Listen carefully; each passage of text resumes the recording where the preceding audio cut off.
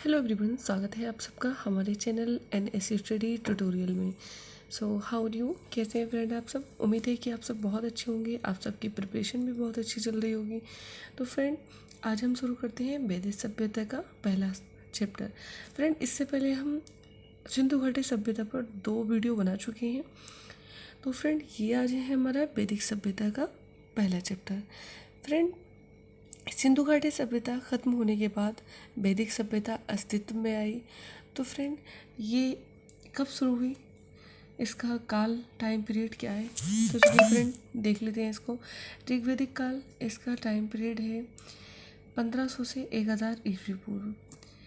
Friend, ये 2 कालों में बटा हुआ है, उत्तर वैदिक काल और ऋग्वैदिक काल। तो फ्रेंड, उत्तर वैदिक काल, इसका टाइम पीरियड है 1000 ईस्वी पूर्व से 600 ईस्वी पूर्व। फ्रेंड, इस काल की जानकारी हमें मिलती है ऋग्वेद से। ऋग्वेद से हमें ऋग्वैदिक काल की जानकारी प्राप्त होती है। फ्रेंड, ये उत्तर वैदिक काल, तो फ्रेंड इसकी जानकारी हमें यजुर्वेद, सामवेद, अथर्ववेद से मिलती है। इन 3 वेदों से हमें उत्तर वैदिक काल की जानकारी प्राप्त होती है। तो फ्रेंड, नीचे देखते हैं, वैदिक काल में आर्यों का आगमन भारत में हुआ था। आर्य संस्कृति शब्द है जिसका अर्थ है श्रेष्ठ। आर्य जो है संस्कृत शब्द है, ठीक है फ्रेंड, जिसका अर्थ होता है श्रेष्ठ। आर्यों का मूल निवास स्थान कहाँ था, कहाँ के रहने वाले थे? ठीक है फ्रेंड, तो देख लेते हैं। इसमें अलग अलग विद्वानों के अलग अलग मत हैं।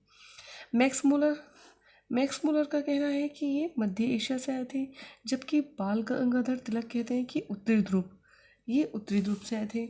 दयानंद सरस्वती का मानना है तिब्बत, और गाइल्स महोदय जी कहते हैं कि डैन्यूब नदी पर। तो फ्रेंड, ये है आर्यों का मूल निवास स्थान कहाँ पर था, और अलग अलग विद्वानों के अलग अलग मत हैं। नेक्स्ट हम देखते हैं, आर्य सर्वप्रथम पंजाब एवं अफगानिस्तान में आकर बसे। ये एक ग्रामीण सभ्यता थी। आर्यों की संस्कृति थी। ये ग्रामीण सभ्यता थी, आर्यों की संस्कृत भाषा थी। फ्रेंड, यहाँ पर आ जाएगा भाषा, आर्यों की संस्कृत भाषा थी। ठीक है फ्रेंड, आप इसको नोट कर लीजिए। नेक्स्ट हम देखते हैं, यहाँ पर आर्यों की प्रशासनिक इकाई 5 भागों में बटी थी। आर्यों की जो प्रशासनिक इकाई थी वो कुल, ग्राम, विश्व और राष्ट्र 4 भागों में बटी हुई थी। अब देख लेते हैं कुल कितने वेद हैं। हम यहाँ पर देख लेते हैं वेद कितने हैं। तो फ्रेंड, 4 वेद हैं, ऋग्वेद, यजुर्वेद, अथर्ववेद और सामवेद। सबसे पहला हम देख लेते हैं ऋग्वेद के बारे में। ऋग्वेद सबसे प्राचीन वेद है। इसमें 10 मंडल, 1028 सूक्त और 1464 ऋचाएँ हैं। ऋग्वेद के 3रे मंडल में गायत्री मंत्र है। फ्रेंड, ये बहुत ज़्यादा मोस्ट इम्पोर्टेंट है, इसको याद रखना।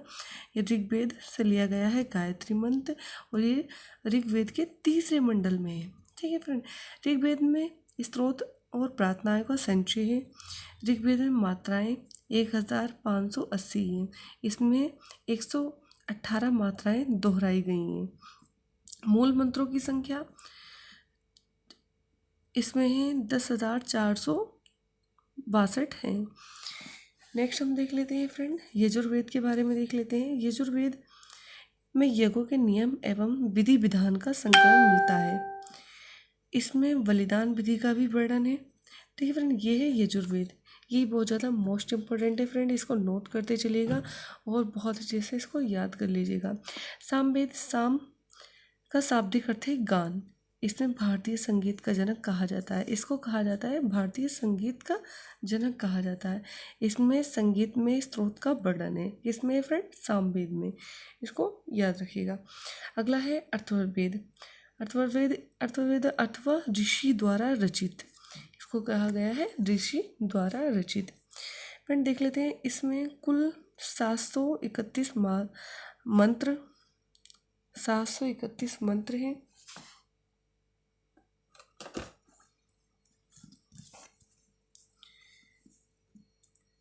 तथा लगभग 6000 पद हैं। अथर्ववेद का संबंध चिकित्सा, तंत्र, मंत्र और वंशीकरण से है।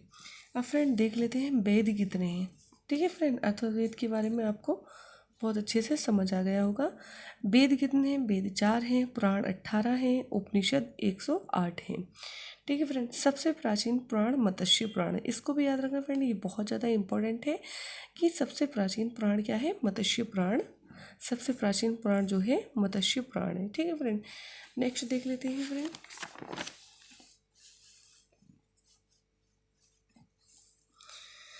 उपनिषद, उपनिषद का शाब्दिक अर्थ है गुरुओं के समीप बैठना। ठीक है, उपनिषद का शाब्दिक अर्थ है गुरुओं के समीप बैठना। सत्यमेव जयते लिया गया है मुंडाको के उपनिषद से। यम, नचिकेत और ओम ये लिया गया है फ्रेंड, ये इसकी चर्चा जो है कंठोपनिषद में है। ठीक है, कंठोपनिषद में है। ब्रह्मा विष्णु महेश, इसकी चर्चा फ्रेंड ये जलोपनिषद में की गई है। इसकी चर्चा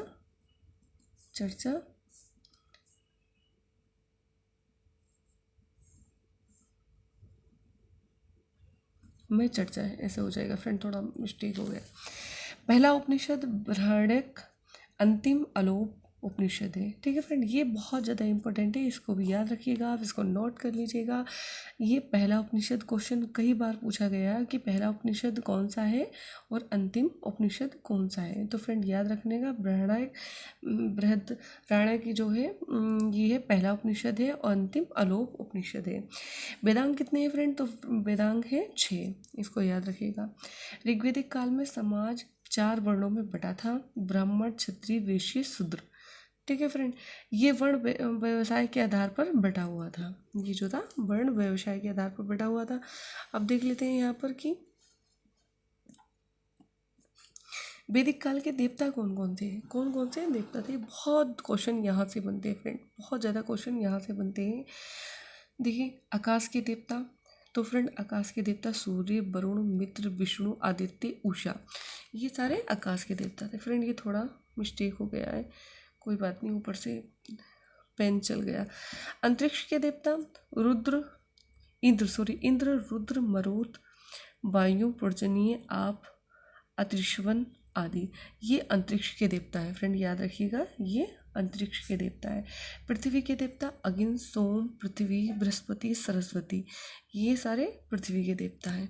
अब यहाँ पर हम देख लेते हैं फ्रेंड, सबसे महत्वपूर्ण देवता कौन से हैं। तो फ्रेंड इसको याद करिएगा और नोट डाउन करिएगा, इंद्र और अग्नि, ये जो है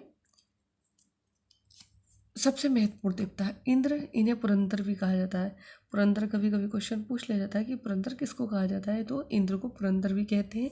आर्यों के प्रिय देवता थे, ये जो हैं आर्यों के प्रिय देवता थे। इन्हें युद्ध तथा वर्षा का देवता भी कहा जाता है, युद्ध तथा वर्षा का देवता भी कहा जाता है। अग्नि आग के देवता, मरुत आंधी तूफान के देवता, पर्जन्य वर्षा का देवता,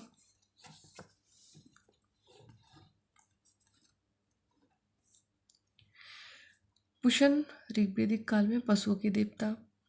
और फ्रेंड नेक्स्ट है अर्णायनी, ऋग्वेदिक काल में जंगल की देवी थी। वरुण वायु के देवता।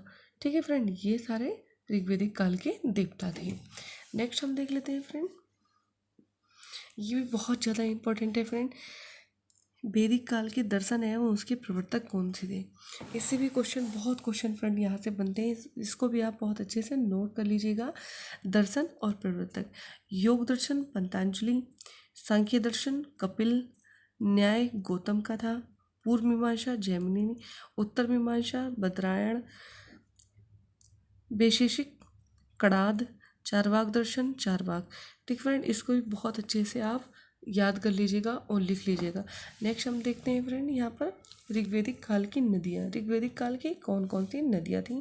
तो फ्रेंड इसको भी आप बहुत अच्छे से नोट कर लीजिएगा और इसको भी आप याद करिएगा। यहाँ से बहुत क्वेश्चन हर एग्ज़ाम में पूछा जाता है फ्रेंड, लगभग सारे एग्ज़ाम में यहाँ से नदियों के बारे में क्वेश्चन पूछे जरूर जाते हैं। लेकिन फ्रेंड देख लेते हैं कि इसका प्राचीन नाम क्या था और वर्तमान में आधुनिक नाम इनके क्या हैं। तो शत्रुद्धि, सतलज, अस्कनी, चिनाब।